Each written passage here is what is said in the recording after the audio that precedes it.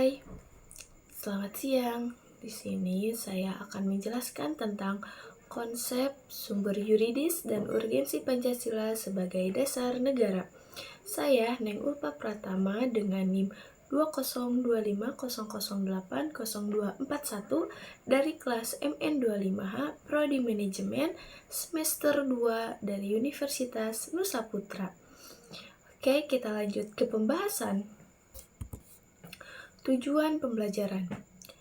Setelah saya mempelajari materi ini, saya sebagai mahasiswa mampu memahami konsep negara, menjelaskan tujuan negara Indonesia, mengidentifikasi sumber yuridis, historis, sosiologis, dan politis Pancasila, juga menjelaskan urgensi Pancasila sebagai dasar negara, mengimplementasikan nilai-nilai Pancasila dalam kehidupan berbangsa. Oke, materi yang saya akan sampaikan ini yaitu pertama, konsep negara, yang kedua, tujuan negara, yang ketiga, sumber Pancasila sebagai dasar negara yuridis, historis, sosiologis, dan politis, dan yang terakhir ada urgensi Pancasila sebagai dasar negara. Masuk ke yang pertama yaitu konsep negara. Sebelumnya, saya akan menyampaikan pengertian negaranya dulu. Negara merupakan organisasi yang memiliki kekuasaan tertinggi dalam suatu wilayah tertentu, serta memiliki pemerintahan yang berdaulat untuk mengatur kehidupan masyarakat. Unsur negaranya yaitu rakyat, wilayah, pemerintahan yang berdaulat, serta pengakuan dari negara lain atau unsur deklaratif. Oke, selanjutnya ada tujuan negara Indonesia. Tujuan negara Indonesia tercantum dalam pembukaan UUD atau Undang-Undang Dasar 1945, yaitu melindungi seluruh bangsa Indonesia, melindungi seluruh wilayah Indonesia, memajukan kesejahteraan umum, mencerdaskan kehidupan bangsa, dan serta ikut melaksanakan ketertiban dunia berdasarkan kemerdekaan, perdamaian abadi, dan keadilan sosial. Adapun sumber yuridis Pancasila. Pancasila memiliki dasar hukum yang kuat sebagai dasar negara, yaitu dasar yuridis. Dasar yuridis tersebut antara lain: yang pertama, pembukaan Undang-Undang Dasar Negara Republik Indonesia tahun 1945. Yang kedua, TAP MPR nomor 54 MPR 1998. Dan yang ketiga adalah Undang-Undang nomor 12 tahun 2011 tentang pembentukan peraturan perundang-undangan yang menegaskan bahwa Pancasila merupakan sumber dari segala sumber hukum negara. Lanjut ke sumber historis Pancasila. Secara historis, Pancasila lahir melalui proses panjang perjuangan bangsa Indonesia. Beberapa peristiwa pentingnya adalah: yang pertama, sidang BPUPKI. Yang kedua, pidato Soekarno tanggal 1 Juni 1945. Yang ketiga, perumusan Piagam Jakarta.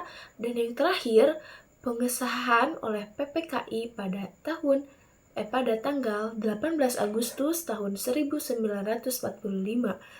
Pancasila merupakan hasil kesepakatan para pendiri bangsa. Oke, lanjut ke sumber sosiologis Pancasila. Pancasila lahir dari nilai-nilai yang hidup dalam masyarakat Indonesia. Nilai tersebut meliputi: yang pertama, ada gotong royong.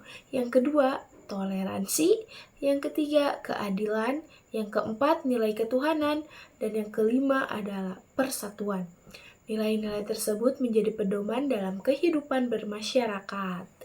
Oke, selanjutnya ada sumber politis Pancasila. Dalam bidang politik, Pancasila berfungsi sebagai landasan penyelenggaraan negara, juga menjadi pedoman dalam penyusunan kebijakan publik, dasar kehidupan demokrasi Indonesia, dan acuan dalam menjaga persatuan bangsa. Oke, ada juga urgensi Pancasila sebagai dasar negara. Mengapa sih penting Pancasila? Karena menjadi dasar hukum nasional, menjadi pedoman kehidupan berbangsa, menjaga persatuan dalam keberagamaan, menjadi identitas bangsa di Indonesia, dan juga menjadi arah pembangunan nasional. Oke, lanjut. Ada implementasi nilai Pancasila. Contoh penerapan dalam kehidupan sehari-harinya yaitu yang pertama, menghormati perbedaan agama. Yang kedua, bermusyawarah dalam mengambil keputusan. Yang ketiga, bersikap adil terhadap sesama. Yang keempat, menjaga persatuan bangsa. Yang kelima, mematuhi hukum yang berlaku. Dan yang keenam, bergotong royong membantu masyarakat. Jadi kesimpulannya, negara memerlukan dasar sebagai pedoman penyelenggaraan pemerintahan. Pancasila juga merupakan dasar negara sekaligus sumber dari segala sumber hukum yang ada di Indonesia. Dan juga Pancasila memiliki landasan yuridis, historis, sosiologis, dan politis yang sangat kuat. Juga nilai-nilai Pancasila harus diterapkan dalam kehidupan sehari-hari agar terciptalah masyarakat yang adil, makmur, dan bersatu. Sebelum saya menutup penyampaian materi saat ini, saya akan menyampaikan bahwa Pancasila bukan hanya sebagai dasar negara saja, tetapi juga pedoman dalam membangun kehidupan bangsa yang bersatu, adil, dan bermartabat. Mungkin itu saja yang dapat saya sampaikan tentang materi ini.